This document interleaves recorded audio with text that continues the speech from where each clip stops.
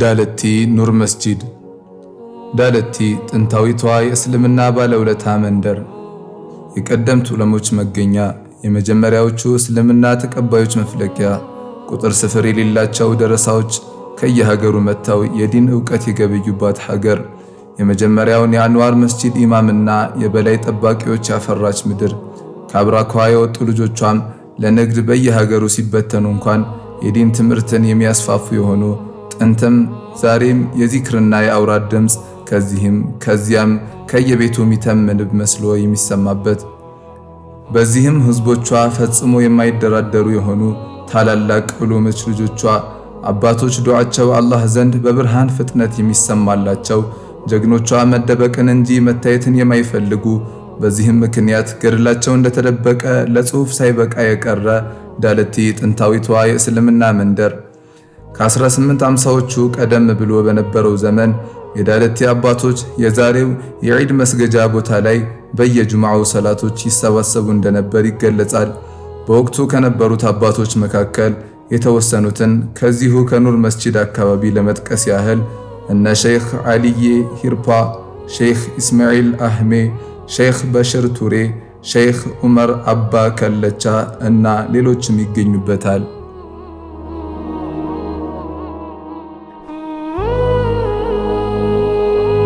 ይሄ መስጊድ የተመሰረተ በ1860 የዛሬ 157 ዓመት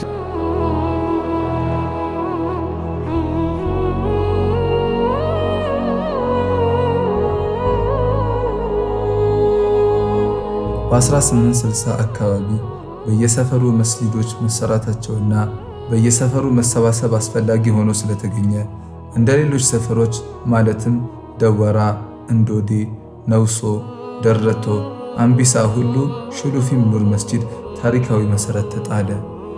መስራቹ ሸኑርዬ ማሞ ናቸው፣ የመስጊዱ ኢማም።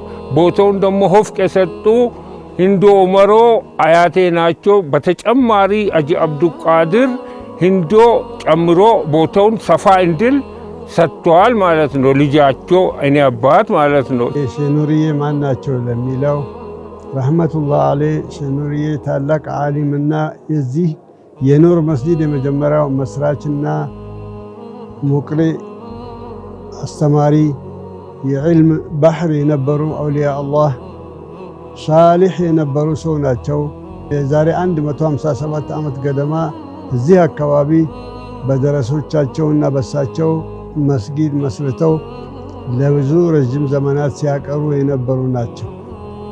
ሸኑርዬ ማለት ዕልሙን ያወጡት እዚህ ከኛ በታች አምቢሳ የሚባል አካባቢ ያለ እንደ ዛሬ ቤቶች ሳይስፋፉ ጫካ ነበረ። በዛን ጊዜ ሼህ መሐመድ አባ አብዶ የሚባሉ ትልቅ ዓሊም ነበሩ። እሳቸው ላይ ነው ዕልም ያወጡት። ሼህ መሐመድ አባ አብዶ ማለት ደግሞ የታላቁ ዓሊምና የአንዋር መስጂድ ኸጢብና ዋና ኢማም የነበሩ ሀጂ አብዱልሀይ አባት ናቸው።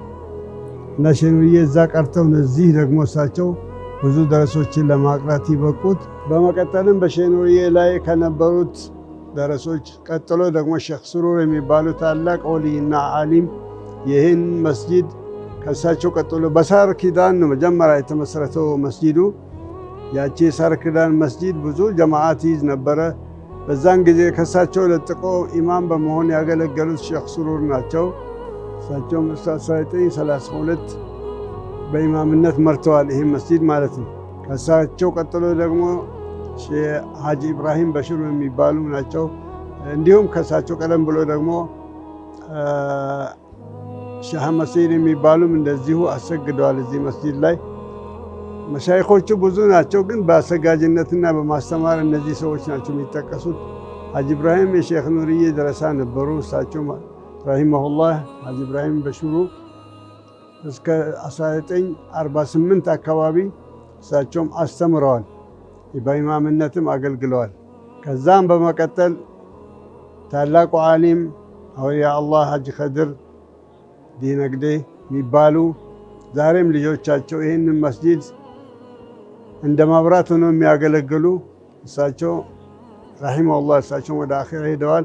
ከነ ሀጂ ኢብራሂም ቀጥሎ ደግሞ ከ1952 ዓመት ጀምሮ እስከ 2002 ድረስ እስከ ዕለተ ሞታቸው ድረስ ያገለገሉና ብዙ ደረሶችን ያፈሩ ናቸው። እሳቸውም ሐጂ ኸድር የሼኽ ኑርዬ መስጂድ ከ1954 እስከ 1955 ባሉት ጊዜያት በነ ኡስታዝ ሙሳና ኡስታዝ ጣሃ እንዲሁም በ1958 የዳለቲ ትምህርት ቤት ወይም መድረሳ በመከፈቱና ለወንዶችም ለሴቶችም በነ ኡስታዝ ሃይደር እና ኡስታዝ አህመድ ሽቤ አማካኝነት የቁርአንና የአረብኛ ቋንቋ ትምህርት በመሰጠቱ የጎንዮሽ ድጋፍ ያገኘና ጫና የተቃለለበት ቢመስልም በተለያየ ምክንያት እነዚህ ተቋማት አገልግሎት በማቋረጣቸው አገልግሎቱ ተመልሶ የመስጂድ ግዴታ ሆነ። በተጨማሪ መስጂዱ በአህለል ኸይሮች የግንብ አጥርና ሸክላ ቤት ከሴቶች መስጂድ ጨምሮ ተሰርቶለት አገልግሎቱ ወደ ተሻለ ደረጃ ያደገው በዚሁ በሼኽ ሐጂ ከድር ዘመን ነው። ሼኽ ሐጂ ከድር በሞት ሲለዩ ልጃቸው ኡስታዝ መሐመድ ኑር ከጓደኞቻቸው ኡስታዝ ሐምዛ አብዱልቃድር፣ ኡስታዝ አህመድ ሳሊቅ ሌሎችም ጋር በመሆን ራሳቸውን በተለያዩ ደረጃዎች በማብቃት የዲን ትምህርት እንዳይቋረጥ በማድረግና አህለል ኸይር በማፈላለግ እና መድረሳ በማሰራት የማይናቅ አስተዋጽኦ አድርገዋል። ከአባቴ ወደ አኺራ መሸጋገር ከ2002 ጀምሮ ያለ ሂደት ያው የዕልም ጋቦች ነበሩ። የዕልም ማነስ እንዲሁ ደግሞ የሚቀሩ ሰዎች ማነስ እንደዚህ አይነት ችግሮች ነበሩና ያው እኔ ከአባቴ ይሄን ኃላፊነት ከተረከብኩ ጊዜ ጀምሮ ያው በምንችለው መልኩ እንቅስቃሴ ይደረጉ ነበረ። አላህ ሱብሓነሁ ወተዓላ የመሻይኾችን ዱዓ ያለፉትን የመሻይኾችን በረካ አላህ ሱብሓነሁ ወተዓላ ይሄን መሬት አላስቀረውም። ከዛም በኋላ ወንድሞቻችን ዛሬ እንደ አይን ብለን የምናያቸው ወንድሞቻችንን አላህ ከሲኤምሲ ኡስታዝ ሐምዛና እንዲሁ ኡስታዝ አህመድ ተመረቁ መምጣታቸው ደግሞ ለዚህ መንገድ ለማስቀጠል ትልቅ ሚና የተጫወተው የዚህ የኡስታዝ ሐምዛና ኡስታዝ አህመድ ወደዚህ መድረሳ መምጣታቸው ለዚህ ለምናየው አሁን ዛሬ ለደረስንበት ሂደት ደረጃ ነበረው። እኔ ከሲኤምሲ ተመርቄ ከመጣው በኋላ መጀመሪያ ኡስታዝ መሐመድ ኑር ጋር ነበረ ቁርአን የቀራሁት። ከዛም በኋላ ወደ አደም በዳኒ መድረሳ ገባው። ከዛ ወደ ሲኤምሲ ከዛ 2010 ላይ ተመርቄ ወደዚህ ስመጣ መድረሳችን የነበረበት ወይንም ደግሞ መስጂዳችን በጣም አናሳ በሆነ ሁኔታ ነበረ። መስጂዱ ትንሽ ነበረ፣ እንደዚህ አልተሰራም። መድረሳውም ደግሞ የቆርቆሮ መድረሳ የሚያፈስ ነበረ። አላህ ኸይር ጀዛቸውን አላህ ይክፈላቸውና እነዚህ ወንድሞቻችን የአባህዋ ቤተሰብ ይሄን የመሰለ የሚያምር መስጂድና መድረሳ በ2011 ላይ ያስጀመሩ፣ በ2013 ጥር 8 ላይ ያስመረቁልን። ዛሬ የምታዩት መስጊዱን እንደ ምሰሶ ይዘው ግማሹ በመስጂድ አመራር ግማሹ በማስተማር እና ኡስታዝ መሐመድ ኑር የመሳሰሉት ከሳቸው አብራክ የተገኙ ልጆች ናቸው። ዛሬም ቁርአን በማስተማር ለራሳቸውም ቀርተው በትምህርትም ገፍተው በአካዳሚም በዲን ትምህርትም ከፍተኛ ደረጃ ላይ ደርሶ መስጂዱን በማገልገልም ጭምር ላይ ናቸው። እስካሁን እያገለገሉም ይገኛሉ። ይህንን የምታዩትንም መድረሳ መስራቾች እነሱ ላይ ነው። እነሱ እርሾዎች ነበሩ። ለዚህ ለአሚና ህፍዝ ማዕከል እርሾዎች እነሱ ናቸው። እነሱ በጀመሩት ላይ ነው ይሄ ህፍዝ ማዕከሉ የተመሰረተው። ይሄ መስጊድ አላህ ሱብሓነሁ ወተዓላ በ2013 ከመሰረተ ጊዜ ድረስ ከ1932 የቆርቆሮ ቤት መስጂድ ጀምሮ እስከ መጨረሻው የ2013 ድረስ የነበረው መስጂድ ደግሞ ከዛ በኋላ ነው የተመሰረተው። በየጊዜው እንግዲህ እዚህ አካባቢ ብዙ ዑለማዎች ብዙ ባለሀብቶችም ነበሩ።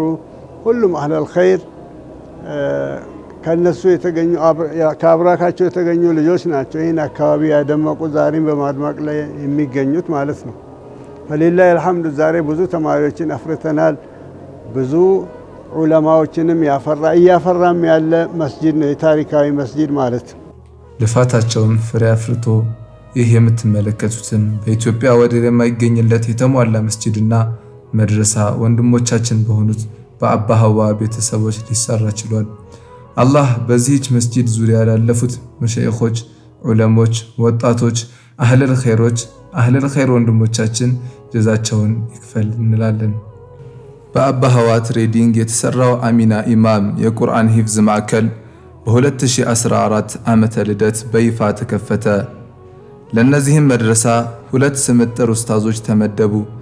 የመጀመሪያው ለረጅም ዓመታት በማስቀራትና በማስተማር ልምድ ያካበቱትና ብዙ ሐፊዝ ምርቆችን ያፈሩት ኡስታዝ ያሲን በድሩ ሲሆኑ ሌላኛው ደግሞ የዚሁ አካባቢ ተወላጅ የሆኑ መስጂዱ አሁን ያለበት ቦታ እንዲደርስ ትልቅ አስተዋጽኦ ያበረከቱትና የድሮውን የዑለሞች የዲን ትምህርት በማስፋፋት ላይ የሚገኙት ኡስታዝ አህመድ ሳዲክ ናቸው።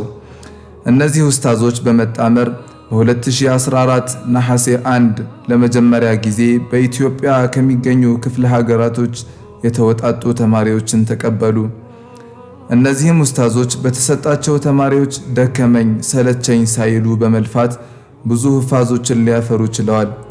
እነዚህ ሁፋዞች ከራሳቸውም አልፈው በዳለቴ አካባቢ ላይ የዒልምን ብርሃን የማሰራጨት ሥራ ተያያዙ። በሃምቢሳ፣ በነውሶ ሻህ አብዱልለጢፍ መስጂድ፣ ሐሚዶ ሼኽ መሐመድ ኑር መስጂድ፣ ኻሊድ ኢብኑ ወሊድ መስጂድ፣ ዓሊ መስጂድ፣ ሐጂ ሙሳ መስጂድ ውስጥ በሚገኙ መድረሳዎች በመሄድ ወደ 1200 ለሚሆኑ ተማሪዎች የቁርአንና የእስልምና ደርሶችን ይሰጣሉ። አሁን ደግሞ በኑር መስጂድ የሚገኘውን የአሚና ኢማም መድረሳ የ24 ሰዓት ውሎና የዒልም አሰጣጥ ሂደት እንቃኛለን። ከሌሊት 10 ሰዓት በመነሳት ይጀምራሉ።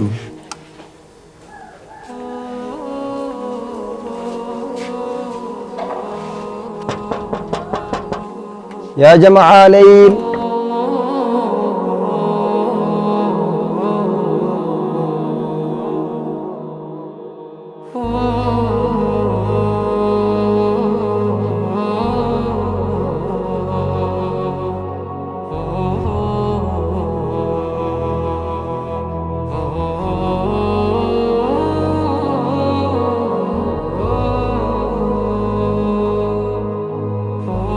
የሌሉን ክፍለ ጊዜ የሌል ሰላት በመስገድ የቀን ደርስ በማዘጋጀትና ዱዓ በማድረግ ያሳልፋሉ።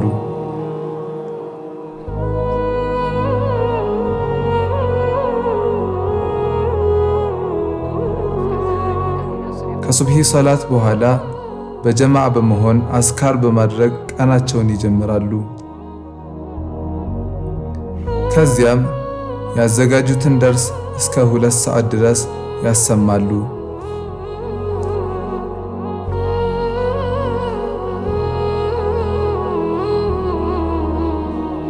ከዚያም ለቁርስ ይወጣሉ።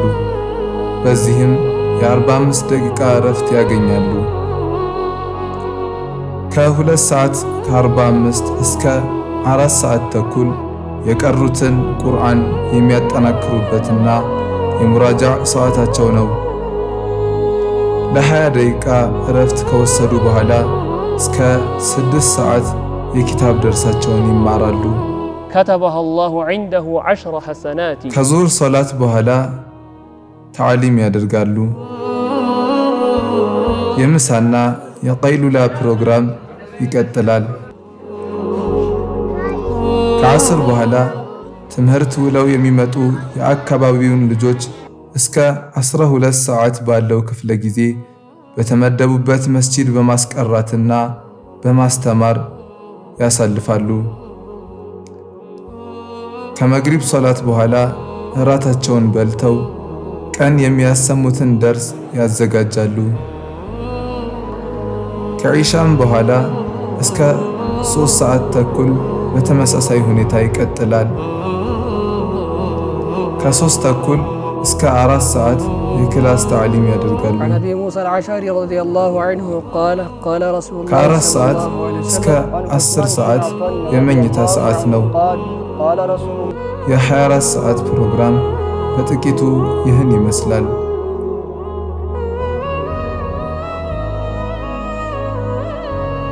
በረመዳን ወር ደግሞ የተራዊህና የተሐጁድ ሰላት በማሰገድ በተለያዩ መስጂዶች አገልግሎት ይሰጣሉ። በክረምቱ ክፍለ ጊዜ ለ2 ወር የሚቆይ የክረምት ኮርስ በቀኑ ክፍለ ጊዜ ይሰጣሉ።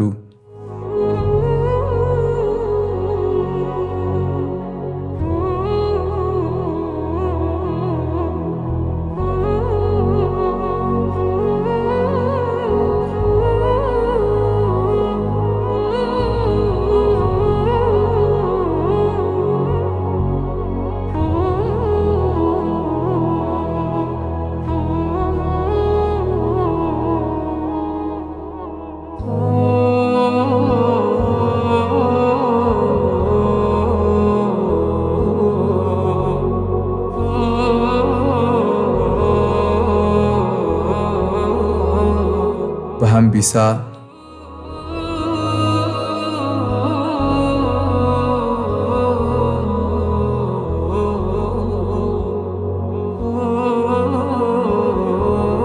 በነውሶ በሼህ አብዱልለጢፍ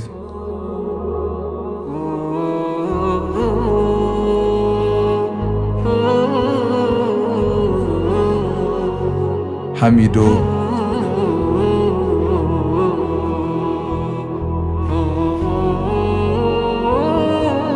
ሼክ መሐመድ ኑር መስጂድ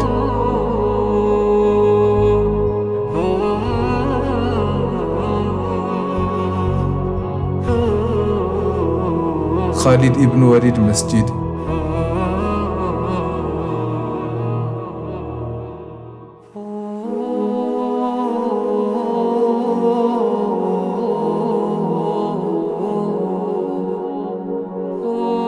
ዓሊ መስጂድ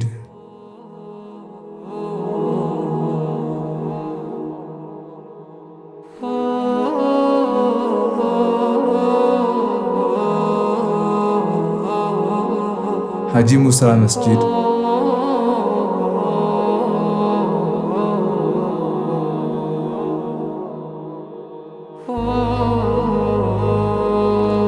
በቀጣይ ደግሞ በአላህ ፍቃድ መድረሳችን አድማሱን አስፍቶ ጃሚዓ የመሆን እቅድ አለው ኢንሻአላህ። ወሰላሙ ዓለይኩም ወረሕመቱላሂ ወበረካቱሁ።